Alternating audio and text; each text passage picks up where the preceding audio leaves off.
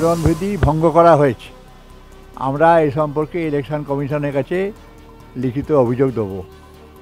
আর প্রত্যেকের কাছেই কাম্য সবাই যেন নির্বাচন আচরণবিধি মেনে চলেন। কল্যাণ ব্যানার্জি সম্বন্ধে ব্যক্তিগতভাবে যত কম কথা পায় ততই ভালো। এরকম রুচিহীন, এরকম অসভ্য সাংসদ শ্রীরামপুর কখনো পায়নি। কিন্তু বর্তমান যিনি সাংসদ, দুর্ভাগ্য তারা এখানকার মানুষ ওদের ভোট দিয়ে পাঠিয়েছেন, তাদের কথাবার্তা আচার আচরণ অত্যন্ত রুচিহীন এবং আমার এ সম্পর্কে কিছু মন্তব্য করতে ইচ্ছে করে না। ব্যানার্জি তার যে নেত্রী মমতা ব্যানার্জির রুচির সঙ্গে সঙ্গতিপূর্ণ, এর বেশি কিছু আর আমি বলতে চাই না। তো প্রত্যেক রাজনৈতিক দলের অধিকার আছে নিজ নিজ মত প্রচার করার।